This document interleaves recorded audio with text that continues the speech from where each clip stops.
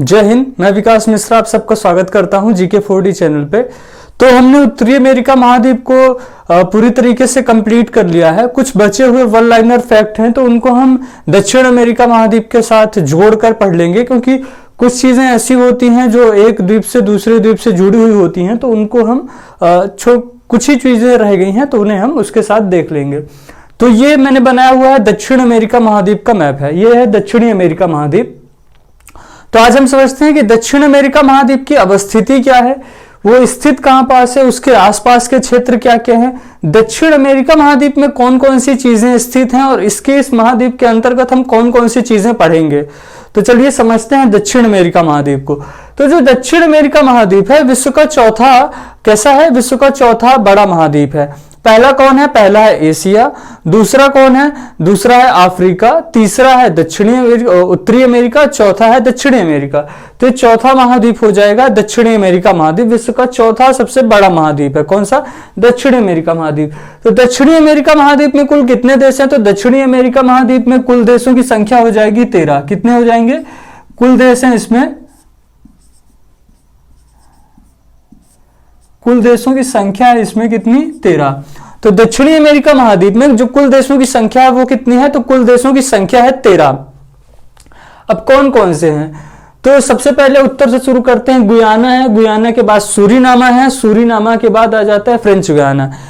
मैंने पिछली बार भी कहा था, जब मैंने उत्तरी अमेरिका पढ़ाना शुरू किया था, तो मैंने कहा था कि जब भी हम कोई महाद्वीप पढ़ते हैं तो उसमें कौन कौन सी चीजें स्थित हैं, कहां पे स्थित है, इन चीजों को ध्यान रख लेने मात्र से बहुत सारी चीजें, बहुत सारे कॉन्सेप्ट हमारे क्लियर हो जाते हैं, है ना। कि कौन सी नदी किस सागर में जाके अपना जल गिराएगी, कौन सा सागर किस उपमहासागर का हिस्सा होगा, है ना। जैसे कैरिबियन सागर है वो किस महासागर का हिस्सा है, तो कैरिबियन महासागर। उत्तरी अटलांटिक महासागर का हिस्सा है ना। तो इस तरीके से बहुत सारी चीजें हैं जो क्लियर हो जाती है। किससे, मात्र हमें अवस्थिति याद रखनी होगी कि अवस्थिति को लेकर के कि भाई कौन जगह किस जगह से जुड़ती है, किस जगह से अलग होती है ना। तो उस तरीके की सारी चीजें जानने के लिए हमें मैप को पूरी तरीके से अपने दिमाग में फिट करना होगा। तो इसीलिए मैं समझा रहा हूं, आज इंट्रोडक्शन की क्लास है, दक्षिण अमेरिका की इंट्रोडक्शन की क्लासेस में मैं सारी चीजें बताऊंगा कि हैं क्या क्या, पढ़ना क्या क्या है ना। मैं पढ़ाऊंगा इसके अंतर्गत क्या क्या। तो सबसे पहले 13 देश देख लेते हैं। इसके अंतर्गत 13 देश हैं। तो सबसे पहले आता है फ्रेंच गुयाना, फ्रेंच गुयाना के बाद सूरीनामा, सूरीनामा के बाद हो जाता है आपका गुयाना, गुयाना के बाद वेनेजुला देश है, वेनेजुला के बाद है कोलंबिया, कोलंबिया के बाद है इक्वाडोर। मैंने ई लिखा हुआ है, ई से है इक्वाडोर, ठीक है, जगह कम थी इसलिए ई लिखा हुआ है। पेरू है, पेरू के बाद है बोलीविया, बोलीविया के बाद है पराग्वे, पराग्वे के बाद है चिली, चिली के बाद है अर्जेंटीना, ठीक है। इस तरीके से कुल 13 देश है। दक्षिण में मैंने 2 द्वीप बनाए हुए हैं, एक है फॉकलैंड द्वीप, एक है टेरा डेल फ्यूगो, ठीक है। 2 द्वीप है, एक है फॉकलैंड द्वीप और एक है टेरा डेल फ्यूगो।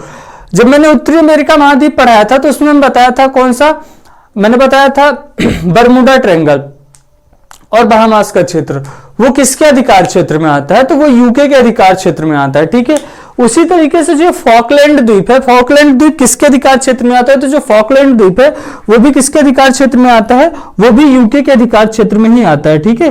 किसके क्षेत्र में आता है, यूके के अधिकार क्षेत्र में आता है फॉकलैंड द्वीप, ठीक है। ये किसके अधिकार क्षेत्र में आता है, यूके के अधिकार क्षेत्र में आता है। और ये जो टेरा डेल फ्यूगो द्वीप मैंने दर्शाया हुआ है, ये वाला जो टेरा डेल फ्यूगो द्वीप है, टेरा डेल फ्यूगो द्वीप की खास बात यह है कि टेरा डेल फ्यूगो एक विवादित द्वीप है। क्यों विवादित द्वीप है, क्योंकि जो टेरा डेल फ्यूगो को मैंने 2 भागों में विभाजित किया हुआ है। टेरा डेल फ्यूगो का जो पश्चिमी हिस्सा है उस पर चिली अपना अधिकार जताता है, जबकि जो पूर्वी हिस्सा है उस पर अर्जेंटीना अपना अधिकार जताता है, ठीक है। और जो टेरा डेल फ्यूगो द्वीप है वो दक्षिण अमेरिका महाद्वीप से किस जल संधि के माध्यम से अलग होता है, तो मैग्नल जल संधि है। मैग्नल जल संधि के माध्यम से टेरा डेल फ्यूगो किससे, दक्षिण अमेरिका की मुख्य भूमि से अर्थात इस महाद्वीप से अलग होता है, ठीक है। यहां पास का एक क्षेत्र है ये वाला, ये जो गोल गोल आप देख रहे होंगे, ये वाला जो क्षेत्र है इसे, ये एक झील है, ये वाला जो क्षेत्र आप देख रहे हैं ये एक झील है, ठीक है। और ये है वेनेजुला देश। तो वेनेजुला देश के ऊपर जो झील है उसका नाम है मराकाइबो झील। क्या झील है? मराकाइबो झील। मराकाइबो झील की खास बात यह है कि दक्षिणी अमेरिका के पेट्रोलियम भंडारण की दृष्टि से सबसे महत्वपूर्ण झील है। कैसी है? पेट्रोलियम भंडारण की दृष्टि से यह सबसे महत्वपूर्ण झील है। कौन सी? मराकाइबो झील। कहां है ये? कहां स्थित है? वेनेजुला के ऊपर स्थित है। ठीक है, और यहीं पर स्थित है विश्व का सबसे ऊंचा वाटरफॉल। कौन सा? Angel waterfall. एंजल वाटरफॉल कहां? वेनेजुला में स्थित है। यहां पे नदियां हैं, 3 नदियां हैं। कौन सी? ओरोनिको नदी, कोरोनी नदी और इसके बाद है चारून नदी। तो ओरोनिको की सहायक नदी है कोरोनी नदी और कोरोनी की सहायक नदी है चारून नदी। तो चारून नदी पर स्थित है कौन सा? Angel waterfall Venezuela. तो एंजल वाटरफॉल यहीं पे स्थित है वेनेजुला में। ठीक है, यहां पास स्थित है, यहां पास ये क्षेत्र में जो 2 डॉट मैंने बनाए हैं, तो इस वाले क्षेत्र में कौन सा जलप्रपात है? Angel waterfall Venezuela. ठीक है, ये स्थित है। फिर इसके बाद है कोलंबिया। तो वेनेजुला की राजधानी क्या है? वेनेजुला की राजधानी है कराकस। कोलंबिया की राजधानी क्या है? कोलंबिया की राजधानी है बोगोटा। इक्वाडोर की राजधानी क्या है? तो इक्वाडोर की राजधानी है इक्वाडोर की। इसके बाद आता है पेरू। पेरू की राजधानी क्या है? पेरू की राजधानी है लीमा। इसके बाद है बोलीविया। बोलीविया की राजधानी है लापाज। चिली। चिली की राजधानी अर्जेंटीना। चिली की राजधानी हो जाएगा सेंटियागो। चिली की राजधानी क्या हो जाएगा? सेंटियागो। अर्जेंटीना की क्या हो जाएगी? अर्जेंटीना की हो जाएगी ह्यूनस आयर्स। पराग्वे की क्या हो जाएगी? पराग्वे की हो जाएगी असुनसियान। और उरुग्वे की हो जाएगी मॉन्टेवीडियो। क्या हो जाएगी? मॉन्टेवीडियो। और ब्राजील की राजधानी ब्राजीलिया है। क्या है? ब्राजील की राजधानी ब्राजीलिया है। और इक्वाडोर की अभी मैं मिस कर गया था, याद नहीं आ रहा था। इक्वाडोर की राजधानी है क्विटो। क्या है? क्विटो, जो कि विषुवत रेखा पर स्थित राजधानी है। सबसे महत्वपूर्ण फैक्ट आता है कि कौन सी ऐसी राजधानी है जो विषुवत रेखा पर स्थित है। तो दक्षिण अमेरिका की कौन सी वो राजधानी है जो विषुवत रेखा पर स्थित है? तो विषुवत रेखा पर स्थित राजधानी है इक्वाडोर की राजधानी क्विटो है, जो कि किस पे स्थित है? विषुवत रेखा पर स्थित है। अच्छा, इक्वाडोर का नाम इक्वाडोर क्यों पड़ा था? तो इक्वाडोर का नाम इक्वाडोर इसलिए पड़ा क्योंकि यह किस पे? इक्वेटर रेखा पे स्थित है। ठीक है, इक्वेटर रेखा या इक्वेटर लाइन बोलेंगे तो इक्वेटर लाइन पे स्थित होने के कारण इसका नाम भी क्या पड़ा? इक्वेटर पड़ा। ठीक है, इसीलिए इसको क्या कहा जाता है? इक्वाडोर कहा जाता है। और इक्वाडोर की राजधानी हो जाएगी क्विटो, जो कि विषुवत रेखा पर स्थित है। ठीक है, और इस तरीके से ये हो गए देश। ठीक है, अब कुछ चीजें समझते हैं। यहाँ पे इनकी अवस्थिति से लेकर के कुछ क्वेश्चन आते हैं। जैसे सबसे पहले मैं बताता हूँ रेखा। तो ये विषुवत रेखा है। विषुवत रेखा कैसी रेखा है? तो विषुवत रेखा एक अक्षांशीय रेखा है। ठीक है, कैसी रेखा है? अक्षांशीय रेखा है। तो ये विषुवत रेखा है। विषुवत रेखा बताया था मैंने कि महाद्वीपों को और जलीय महाद्वीप और महासागरों को कैसे उत्तरी और दक्षिणी में बांटने का काम कर दी है। तो इससे उत्तर का क्षेत्र क्या कहलाता है? उत्तरी प्रशांत महासागर, दक्षिणी प्रशांत महासागर। इसके उत्तर का महासागर कहलाता है उत्तरी अटलांटिक महासागर, दक्षिण का महासागर कहलाता है दक्षिणी अटलांटिक महासागर। ठीक है, तो दक्षिणी अमेरिका महाद्वीप के बगल में कौन सा होगा? दक्षिणी अटलांटिक महासागर और दक्षिणी प्रशांत महासागर। ठीक है, दक्षिणी अटलांटिक महासागर और दक्षिणी प्रशांत महासागर। ठीक है, खास बात क्या है कि पूछा जाता है, क्वेश्चन आता है कि जो विषुवत रेखा है वह दक्षिण अमेरिका महाद्वीप के कितने देशों से होकर गुजरती है? कौन सी? विषुवत रेखा। विषुवत रेखा दक्षिण अमेरिका के कितने देशों से होकर गुजरती है? तो 3 देशों से होकर गुजरती है। कौन कौन से? यहाँ पे आप देख रहे हैं इक्वाडोर, इक्वाडोर के बाद कोलंबिया, कोलंबिया के बाद ब्राजील। इस तरीके से 3 देशों से होकर के गुजरती है। कौन सी रेखा? ये आपकी विषुवत रेखा। ठीक है, इसके बाद आती है 23.5 डिग्री मकर रेखा। मैंने बताया था 23.5 डिग्री कर्क रेखा से लेकर 23.5 डिग्री मकर रेखा तक का दक्षिणी उत्तर के क्षेत्र में जाएंगे तो कर्क रेखा आ जाएगी, फिर आ जाएगी कर्क रेखा, फिर विषुवत रेखा, फिर मकर रेखा। ठीक है, तो 23.5 डिग्री जो मकर रेखा तक का क्षेत्र होता है वो कैसा क्षेत्र कहलाता है? यह क्षेत्र कहलाता है उष्णकटिबंधीय क्षेत्र। क्या कहलाता है? उष्णकटिबंधीय क्षेत्र। ठीक है, तो ये भी जो इसका जो दक्षिण अमेरिका महाद्वीप का जो ज्यादातर हिस्सा है वो कैसा है? उष्णकटिबंधीय क्षेत्र का है। जबकि मैंने बताया था कि उत्तरी अमेरिका महाद्वीप का जो ज्यादातर हिस्सा वो कैसा है? वो उष्णकटिबंधीय, शीतोष्ण कटिबंधीय है। शीत प्लस उष्ण कटिबंधीय है ना। लेकिन इसका क्षेत्र ज्यादातर कैसा है? इसका जो ज्यादातर क्षेत्र है वह उष्ण कटिबंधीय। क्यों? क्योंकि इसके ऊपर भी उष्ण कटिबंधीय क्षेत्र है और ये वाला यहां तक का क्षेत्र भी कैसा है? उष्ण कटिबंधीय क्षेत्र ही है ना। तो इस तरीके से उष्णकटिबंधीय क्षेत्र की इसमें प्रधानता है। किसमें? दक्षिण अमेरिका महाद्वीप में उष्णकटिबंधीय जलवायु की प्रधानता है। ठीक है, मैं बता रहा था इससे कैसे क्वेश्चन आते हैं। तो विषुवत रेखा उत्तरी अमेरिका महाद्वीप के कितने देश, दक्षिण अमेरिका महाद्वीप के कितने देशों से गुजरती है? तो इक्वाडोर, इक्वाडोर के बाद कोलंबिया, कोलंबिया के बाद ब्राजील, ठीक है। इसके बाद मैंने बताया यहाँ पे कितने देश हैं, यहाँ पे 23.5 डिग्री मकर रेखा है, ये 4 देशों से गुजरती है। कौन कौन से? चिली, चिली के बाद अर्जेंटीना, अर्जेंटीना के बाद पराग्वे, पराग्वे के बाद ब्राजील, है ना। चिली, अर्जेंटीना, पराग्वे, पराग्वे के बाद ब्राजील, इस तरीके से 4 देशों से होकर के गुजरती है। उत्तरी अमेरिका, अब एक और चीज है कि उत्तरी अमेरिका महाद्वीप का सबसे बड़ा देश कौन सा है? उत्तरी अमेरिका महाद्वीप का सबसे बड़ा देश कौन सा है? तो उत्तरी अमेरिका महाद्वीप का जो सबसे बड़ा देश आप देख रहे होंगे क्या है? ब्राजील है, ठीक है। उत्तरी अमेरिका महाद्वीप का सबसे बड़ा देश है ब्राजील। और सबसे छोटा देश कौन सा है? तो सबसे छोटा देश यही है, टेरा डेल फ्यूगो। क्या है? टेरा डेल फ्यूगो, ठीक है। इसके बाद एक क्वेश्चन ये आता है ब्राजील से लेकर के कि ब्राजील जो है वो कितने देशों से सीमा लगाता है? तो ब्राजील अकेले लगभग कितने देशों से लगाता है? ब्राजील अकेले लगभग सीमा लगाता है आपके 11 देशों से। कितने देशों से? 11 देशों से सीमा लगाता है। 2 देशों को छोड़ दे। कौन कौन से? एक इक्वाडोर है, इक्वाडोर से नहीं लगा पाता, क्यों? क्योंकि इक्वाडोर के सामने आ जाता है कोलंबिया इस तरफ और दक्षिण में आ जाता है पेरू, तो ये चला जाता है कहां? पश्चिम में चला जाता है, तो ये ब्राजील से सीमा नहीं लगा पाता। इस तरीके से चिली की अवस्थिति है, इस तरफ पेरू आ जाता है, इस तरफ बोलीविया, इस तरफ अर्जेंटीना आ जाता है, तो चिली भी अलग हो जाता है किससे? ब्राजील से।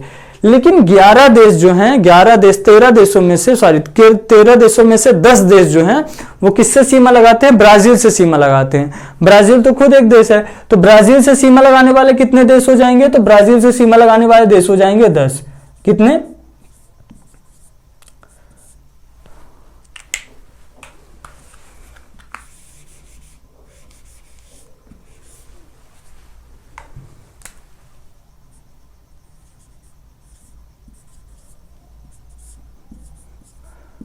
ब्राजील से सीमा लगाने वाले देश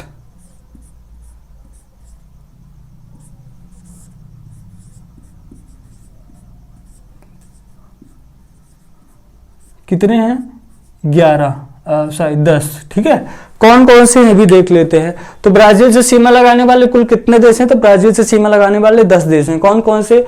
French Guiana, Suriname, Guyana, Venezuela, ठीक है। वेनेजुला, वेनेजुला के बाद कोलंबिया, कोलंबिया के बाद पेरू, पेरू के बाद बोलीविया, बोलीविया के बाद पराग्वे, पराग्वे के बाद हो जाएगा इधर उरुग्वे, उरुग्वे के बाद ये वाली जो सीमा आप देख रहे हैं ये सीमा है अर्जेंटीना की। तो इस तरीके से कुल 10 देश, 1 2 3 4 5 6 7 8 9 और 10, ठीक है। जो 10 देश हैं वो किससे? ब्राजील से सीमा लगाते हैं। अब आता है दक्षिणी अमेरिका महाद्वीप के 2 स्थल रुद्ध देश बताइए। तो 2 ही स्थल रुद्ध देश है, इसलिए 2 ही पूछे जाते हैं। कौन कौन से हैं? स्थल रुद्ध देश बेसिकली वो होते हैं जिनकी किसी से जलीय सीमा नहीं लगती, अर्थात किसी महासागर से या उस महासागर के छोटे हिस्से से, जैसे कैरिबियन सागर। कैरिबियन सागर मैंने बताया उत्तरी अटलांटिक महासागर का हिस्सा है, लेकिन उसकी सीमा किससे लग रही है? वेनेजुला से लग रही है, कोलंबिया से लग रही है। किससे? वेनेजुला, कोलंबिया से किसकी सीमा लग रही है? कैरिबियन सागर की सीमा लग रही है। एक तरीके से इनडायरेक्टली किससे लग रही है? उत्तरी प्रशांत महासागर से लग रही है, ठीक है। तो इस तरीके से इनकी सीमा लगती है। तो जो ऐसा देश जिसकी किसी से भी सीमा, किसी तरीके से जलीय सीमा नहीं लगती, किसी महासागर से नहीं लगती, उसे क्या कहा जाता है? स्थल रुद्ध देश कहा जाता है। तो यहाँ आप देखेंगे कि 2 स्थल रुद्ध देश हैं। कौन है? एक है बोलीविया और दूसरा है पराग्वे। बाकी आप सभी देश देखेंगे, सभी देश देखेंगे। एक क्वेश्चन जनरली एक और आता है कि कौन सा ऐसा देश है, कौन सा, मैंने बताया था जब मैंने दक्षिण अमेरिका महाद्वीप पढ़ा, उत्तरी अमेरिका महाद्वीप पढ़ाया था, तो मैंने उसमें एक बात मिस की है कि कौन सा ऐसा महाद्वीप है जिसके एक भी देश की स्थलीय सीमा, स्थल रुद्ध देश नहीं है। कौन सा ऐसा महाद्वीप है जिसके एक भी देश स्थल रुद्ध देश नहीं है? तो वो है उत्तरी अमेरिका महाद्वीप। उत्तरी अमेरिका महाद्वीप आप जब देखेंगे तो उत्तरी अमेरिका महाद्वीप का कोई भी देश जो है वो स्थल रुद्ध देश नहीं है। सभी देशों की सीमा किससे लगती है? सभी देशों की सीमा डायरेक्ट इनडायरेक्ट तरीके से लगती है। किससे? महासागरों से लगती है। लेकिन यहाँ पे जो बोलीविया है और पराग्वे है, ये जो 2 देश हैं, इनकी सीमा किसी भी तरीके से नहीं लगती। क्यों? क्योंकि इनके उत्तर की तरफ आ जाएंगे तो ब्राजील का क्षेत्र हो जाएगा, दक्षिण की तरफ आएंगे तो पेरू और चिली का क्षेत्र पड़ जाता है, और इसी तरह पराग्वे की तरफ भी ब्राजील और अर्जेंटीना का क्षेत्र है। तो ये किसी भी तरीके से महाद्वीपों से ये महाद्वीपों के दो देश महासागरों से नहीं छूते हैं, नहीं जुड़ते हैं, इसलिए इन्हें क्या कहा जाता है, स्थल देश कहा जाता है। अभी मैं खाली इंट्रोडक्शन की क्लास ले रहा हूं, परेशान मत होइएगा, मैं सारी चीजें जितनी मैं समझा रहा हूं वो सारी चीजें मैं लिखाऊंगा, है ना। अभी खाली मैं समझाने के लिए बता रहा हूं कि कौन कौन सी चीजें हैं, किस किस तरीके के क्वेश्चन आते हैं और ओवरऑल हमें पढ़ना क्या क्या है इस महाद्वीप में, ठीक है। तो इस तरीके से कुछ क्वेश्चन हो गए, किस तरह अवस्थिति से लेकर के हो गए। अब बात करते हैं यहाँ की पर्वत श्रृंखला के बारे में। तो यहां एक ही पर्वत श्रृंखला हमें पढ़नी है, कौन सी, एंडीज पर्वत श्रृंखला, जो विश्व की पहली सबसे लंबी पर्वत श्रृंखला है, जिसकी लंबाई कितनी है, 7200 किलोमीटर जिसकी लंबाई है। और इसकी सर्वोच्च चोटी कौन सी है, तो सर्वोच्च चोटी है एकांकागुआ। और एंडीज पर्वत श्रृंखला का जो विस्तार है वो कितने देशों में है, तो एंडीज पर्वत श्रृंखला का जब मैं विस्तार बताऊंगा, जब एंडीज पर्वत श्रृंखला में पढ़ाऊंगा तो मैं बताऊंगा कि जो इसका विस्तार है वो लगभग 7 देशों में है। कितने देशों में, 7 देशों में, Venezuela, Colombia, Ecuador, Peru, Bolivia, Chile और अर्जेंटीना, इस तरह मिला के कुल 7 देशों में किसकी सीमा है, 7 देशों में विस्तृत है कौन सी पर्वत श्रृंखला, एंडीज पर्वत श्रृंखला, जो विश्व की पहली सबसे लंबी पर्वत श्रृंखला है और हिमालय के बाद दूसरी सबसे नवीनतम पर्वत श्रृंखला है, ठीक है। तो इस तरीके से यहाँ एक ही पर्वत श्रृंखला पढ़नी है। उत्तरी अमेरिका महाद्वीप के मुकाबले दक्षिण अमेरिका महाद्वीप जल्दी खत्म हो जाएगा, क्योंकि इसमें जो चीजें हैं वो कम है थोड़ा सा, है ना। जैसे पर्वत है, पर्वत एक ही पढ़ना है हमें, नदियां भी हैं लेकिन नदियां ज्यादा नहीं है इसमें। जैसे नदियां मैं बताता हूँ, नदियां कौन कौन सी हैं, तो अभी मैंने सबसे पहले बताया था ओरोनिको नदी। ओरोनिको नदी जो वेनेजुला में प्रवाहित होती है, जिसपे एंजल वाटरफॉल स्थित है, ठीक है।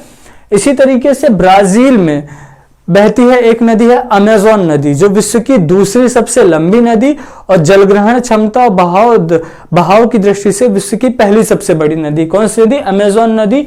अमेज़न नदी यहाँ पेरू के देश से, पेरू के एंडीज पर्वत श्रृंखला से निकलती है और ऐसे पूर्व की ओर प्रवाहित होते हुए यहाँ पे उत्तरी अटलांटिक सागर में जाके अपना जल गिराती है, क्योंकि ये दक्षिणी अटलांटिक महासागर है, तो उत्तरी अटलांटिक महासागर में जाके अपना जल गिराती है। कौन सी नदी, अमेज़न नदी। और अमेज़न नदी की बहुत सारी सहायक नदियां हैं, जैसे है जापुरा नदी है, पुरुष नदी है, मंडीरा नदी है। मंडीरा नदी से जनरली क्वेश्चन आता है कि अमेज़न नदी की सबसे लंबी सहायक नदी कौन सी है, तो मंडीरा नदी अमेज़न नदी की सबसे लंबी सहायक नदी है, ठीक है। तो मंडीरा नदी हो जाएगी। और इस तरीके से यहाँ पास एक नदी है ना, यहां पास से निकलती कौन सी, पराना नदी। 2 देश आप याद रखेंगे, पराग्वे और उरुग्वे, तो इन्हीं 2 देशों के नाम पे 2 नदियां हैं, पराग्वे नदी और उरुग्वे नदी, ठीक है। तो पराग्वे नदी और उरुग्वे नदी है। पराग्वे नदी का पराग्वे नदी यहां से निकलती है पराग्वे देश से, पराग्वे और अर्जेंटीना में आके पराना नदी से मिल जाती है। पराना नदी जनरली यहां से निकलती है, ब्राजीलियन उच्च भूमि से निकलती है, ऐसे प्रवाहित होते हुए जाती है ऐसे, और यहां से ऐसे आके यहां पास अपना जल गिराती है, ये यहां से, ठीक है। ब्राजीलियन उच्च भूमि से निकलती है, ऐसे प्रवाहित होते हुए यहाँ पास यहाँ खाड़ी में आके अपना जल गिराती है। कौन सी नदी है ये है आपकी पराना नदी, ठीक है। पराना नदी है, पराना में सहायक नदी आती है, इस तरफ से आके मिलती है कौन सी नदी, पराग्वे नदी। और इस तरफ से ब्राजील से ही निकलती है उरुग्वे नदी। तो कैसे बहती है, ब्राजील के बाद उरुग्वे, और उरुग्वे के बाद अर्जेंटीना में आके यहाँ पास आके अपना जल गिराती है। कहाँ पास, ये वाले हिस्से पे। तो यहाँ 3 नदियां आके अपना जल मिलाती हैं, जिससे एक बहुत अच्छा क्वेश्चन आता है कि रियो डी प्लाटा किसे कहा जाता है। तो रियो डी प्लाटा एक ऐसा क्षेत्र है जहां पर क्या है, पराग्वे, पराना और उरुग्वे नदियां अपना जल गिराती हैं, उसे क्या कहा जाता है, रियो डी प्लाटा कहा जाता है, ठीक है। रियो डी प्लाटा कहा जाता है। और एक और यहाँ पे नदी है, नाम है कोलंबिया नदी। कोलंबिया नदी जब मैंने उत्तरी अमेरिका पढ़ा था तो वहां पे भी कोलंबिया नदी थी, और यहाँ पे भी कोलंबिया नदी है, ठीक है। तो कोलंबिया नदी यहाँ पे भी है। इस तरीके से यहाँ की प्रमुख नदियां पढ़ेंगे। मरुस्थल कौन से हैं, तो यहाँ पे 2 मरुस्थल है। यहाँ पास चिली और अर्जेंटीना के उत्तरी क्षेत्र में स्थित है अटाकामा मरुस्थल, और अर्जेंटीना के दक्षिणी क्षेत्र में स्थित है पेंटागोनिया मरुस्थल। तो अटाकामा मरुस्थल कैसा मरुस्थल है, तो अटाकामा मरुस्थल एक गर्म मरुस्थल है, जबकि पेंटागोनिया मरुस्थल एक ठंडा मरुस्थल है। क्यों, उसका भी कारण है, क्योंकि यहाँ पे जो दक्षिणी ध्रुव का जो क्षेत्र है वो चिली अर्जेंटीना के दक्षिणी हिस्से से सबसे नजदीक है, इसलिए वहां पे क्या है, ठंडी हवाओं का क्षेत्र रहता है, ठंडे बर्फी तूफानों का क्षेत्र रहता है, इसलिए वो एक कैसा मरुस्थल है, ठंडा मरुस्थल है, अटाकामा मरुस्थल। वहां पे किस चीज का, वहां पे निकेल का भारी मात्रा में उत्पादन किया जाता है। कहाँ पे, सॉरी, पेंटागोनियम मरुस्थल में, अटाकामा मरुस्थल तो चिली में है, ठीक है। तो और यहाँ पे चिली में एक खान भी है, क्या नाम है, मैंने बताया था, चुक्की माटा की खान है। चुक्की माटा खान के अंतर्गत सर्वाधिक क्या होता है, तांबे का उत्पादन होता है, ठीक है। तो तांबे का उत्पादन कहाँ से होता है, चिली के चुक्की माटा की खान से होता है। और मैक्सिको में मैंने बताया था, जब मैं उत्तरी अमेरिका पढ़ा रहा था तो मैक्सिको में मैंने बताया था कि मैक्सिको के अंतर्गत विश्व का सबसे ज्यादा क्या उत्पादन किया जाता है, चांदी का उत्पादन किया जाता है, ठीक है। तो ये हो गया मरुस्थल। बेसिकली मैं बता रहा हूं कि कौन कौन सी चीजें इसके अंतर्गत हम पढ़ेंगे, तो ठीक है। कुछ झीलें हैं और कुछ ज्वालामुखी हैं, वो भी समझ लीजिए। पेरू और बोलीविया देश के मध्य, पेरू और बोलीविया देश के मध्य क्या है, एक झील है, यहां पास स्थित है, ठीक है। और एक यहां पास झील है, ठीक है। तो पेरू और बोलीविया देश के मध्य एक झील स्थित है, नाम है क्या, टिटिकाका झील। पेरू और बोलीविया देश के मध्य जो झील स्थित है उसे कहते हैं टिटिकाका झील, और पूरी तरीके से जो बोलीविया में स्थित झील है उसे कहते हैं पोपो झील। तो टिटिकाका झील विश्व प्रसिद्ध झील है, क्यों, किसकी खास बात यह है कि विश्व की सर्वाधिक ऊंचाई पर स्थित झील है, पहली बात। दूसरी चीज यह है कि एक नौकागम्य झील है। नौकागम्य झील मतलब जिसमें नावें चलाई जा सकती हैं, जैसे अपनी जम्मू कश्मीर की डल झील है, वो एक नौकागम्य झील है ना। तो इस तरीके से जो बोलीविया और पेरू के मध्य स्थित है कौन सी, टिटिकाका झील, विश्व की सर्वाधिक ऊंचाई पर स्थित झील है, नौकागम्य झील है। और साथ ही साथ इसमें बात करेंगे तो टिटिकाका झील के पास बोलीविया की राजधानी लापाज स्थित है। क्या स्थित है, बोलीविया की राजधानी लापाज स्थित है। खास बात यह है कि जो बोलीविया की राजधानी लापाज है वो विश्व की सर्वाधिक ऊंचाई पर स्थित झील भी है। क्या है, बोलीविया की राजधानी लापाज टिटिकाका झील पे स्थित विश्व की सर्वाधिक ऊंचाई पर स्थित झील भी है, ठीक है। अब पोपो झील से जनरली सिर्फ क्वेश्चन आता है, पोपो झील कहाँ स्थित है, तो बोलीविया में स्थित है। और यहाँ पे मैंने बताया है मराकाइबो झील वेनेजुला के क्षेत्र में आती है या कैरिबियन सागर के क्षेत्र में आती है। मराकाइबो झील है और पेट्रोलियम भंडारण की दृष्टि से सबसे महत्वपूर्ण झील है।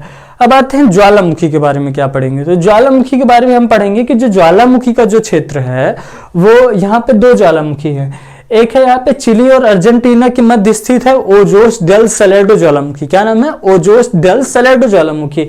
जबकि इक्वाडोर में एक ज्वालामुखी स्थित है, यह है विश्व का सर्वाधिक ऊंचाई पर स्थित ज्वालामुखी, नाम है कोटोपैक्सी ज्वालामुखी। क्या नाम है, कोटोपैक्सी ज्वालामुखी, इक्वाडोर में स्थित है कोटोपैक्सी ज्वालामुखी। और चिली और अर्जेंटीना के मध्य स्थित है कौन सा ज्वालामुखी, तो चिली और अर्जेंटीना के मध्य स्थित है ओजोस डेल सैलेडो ज्वालामुखी, ठीक है। तो जनरली इसमें विवाद रहता है कि कौन सा सबसे बड़ा है, कौन सा सबसे ऊंचा है। तो आप याद रखिएगा कि जो मानक है और जो मैं अपने टीचरों से समझा है, जो मेरे टीचर ने बताया है, उस हिसाब से अगर देखेंगे तो इक्वाडोर का जो कोटोपैक्सी ज्वालामुखी है उसका सर्वाधिक ऊंचाई पर स्थित ज्वालामुखी है, ठीक है। ओजोस डेल सैलेडो एक विवादित ज्वालामुखी है कि वो सबसे ऊंचा है कि नहीं है, तो ये नहीं है। अच्छा, इक्वाडोर का जो कोटोपैक्सी जो ज्वालामुखी वो कैसा ज्वालामुखी, तो वो एक सक्रिय ज्वालामुखी है, सुसुप्त ज्वालामुखी नहीं है। जब मैंने उत्तरी अमेरिका महाद्वीप पढ़ाया था तो उसमें बताया था दो ज्वालामुखी, रेनडियर और शाइस्ता ज्वालामुखी। तो उसमें मैंने ज्वालामुखियों की प्रकृति बताई थी कि किस किस तरीके के होते हैं। तो पहला मैंने बताया था सक्रिय, दूसरा निष्क्रिय और तीसरा सुसुप्त। तो जो यहाँ पे है इक्वाडोर का कोटोपैक्सी ज्वालामुखी वह एक सक्रिय ज्वालामुखी है। कैसा है, सक्रिय ज्वालामुखी है, ठीक है। तो इस तरीके से ये मैंने बता दिया। ओवरऑल क्या बताया मैंने, ओवरऑल इसका इंट्रोडक्शन दिया कि हम पढ़ेंगे क्या क्या चीजें अब इसमें हैं, है ना। तो किस किस तरीके से टॉपिक हैं, क्या क्या इसमें नदियां, झीलें, पर्वत, पठार। और पर्वत भी मैंने बता दिया, पर्वत तो बेसिकली एक ही है, इंडीज पर्वत श्रृंखला, है ना। और इसके बाद ब्राजील का पठार है, यहीं पे ब्राजीलियन उच्च भूमि है। और एक और चीज आती है यहाँ पे, घास से संबंधित क्वेश्चन आते हैं। जब मैंने उत्तरी अमेरिका पढ़ाया था तो वहां पे मैंने बताया था कि प्रेरीज घास के मैदान है ना, प्रेरीज घास के मैदान है। दक्षिण अमेरिका में जो कनाडा, उत्तरी अमेरिका में जो कनाडा में प्रेरीज घास के मैदान, उन्हें क्या कहा जाता है, गेहूं की पट्टी कहा जाता है। और जो उत्तरी अमेरिका में उत्तरी अमेरिका में प्रेरीज के मैदान है, उन्हें क्या कहा जाता है, उन्हें कहा जाता है सोयाबीन की पट्टी कहा जाता है ना। इस तरह सोयाबीन और मक्का की पट्टी कहा जाता है। उसी तरीके से ब्राजील बोल रहा हूँ, दक्षिण अमेरिका महाद्वीप में भी बहुत सारे क्या है, घास के मैदान है। जैसे वेनेजुला के क्षेत्र में जाएंगे तो उन्हें कहा जाता है लेनोस, और ब्राजील के क्षेत्र में आते हैं तो कहा जाता है कैंपोस। और साथ ही साथ अमेज़न नदी के जो प्रवाह क्षेत्र का जो बेसिकली घास के मैदान का जो क्षेत्र होता है उसे कहा जाता है सिल्वास। और अर्जेंटीना और चिली के क्षेत्र में आएंगे तो क्या कहा जाता है, घास के मैदानों को पंपास कहा जाता है। तो कई बार क्या होता है कि क्वेश्चन आ जाता है, घास भूमियां दे देगा और साथ में देश दे देगा, उसको सुमेलित कीजिए कि कौन सी घास भूमियां किस देश में क्या कहलाती है ना। तो पंपास घास भूमि अर्जेंटीना में क्या चाहिए, सेल्वास घास भूमि कहाँ कहलाएगी, अमेजोन नदी के द्रोणी क्षेत्र में कहलाएगी। और यहाँ पे हो जाएगा वेनेजुला में क्या कहलाएगी, लैनोश कहला जाएगी। कंपोस्ट कहाँ कहलाएगी, तो ब्राजील के पूरे क्षेत्र में कंपोस्ट कहलाएगी। तो इस तरीके से हम घास भूमियां भी देखेंगे। और जनरली जलवायु के बारे में मैंने बताया है कि इसका जो ज़्यादातर क्षेत्र है उष्णकटिबंधीय जलवायु का क्षेत्र है। और खास बात यह है कि यहाँ पे जो मरुस्थल मैंने बताए थे, कौन सा मरुस्थल मैंने बताया, अटाकामा मरुस्थल चिली, उत्तरी चिली और अर्जेंटीना, उत्तरी चिली और उत्तरी अर्जेंटीना के क्षेत्र में स्थित है अटाकामा मरुस्थल। और पेंटागोनिया मरुस्थल, तो इसमें एक विशेष जलवायु है जिसकी जलवायु के प्रभाव से यहाँ पे क्या हुआ है, जलवायु के प्रभाव से किसका निर्माण हुआ है, मरुस्थलों का निर्माण हुआ है। तो यहाँ पे एक जलवायु धारा या जलधारा प्रवाहित होती है, नाम है जिसका पेरू है हम्बोल्ट की जलधारा। क्या है, पेरू है हम्बोल्ट की जलधारा प्रवाहित होती है। जलधारा की बेसिकली खास बात ये होती है कि जब ये प्रवाहित होती है तो अपने साथ जितने नमी वाले क्षेत्र हैं उनको उनकी नमी सोखती जाती है। और एक समय बाद ऐसा होता है कि वो जो नमी सोख करके उसका क्षेत्र पूरा वो उसकी उपजाऊ क्षमता नमी सब खत्म हो जाती है, इसलिए वो रेगिस्तान में तब्दील हो जाता है। तो जनरली जब हम कोई भी मरुस्थल देखेंगे तो वहां पे किसी न किसी तरीके की जलधारा का प्रभाव होगा जिससे वो एक मरुस्थल का निर्माण होगा।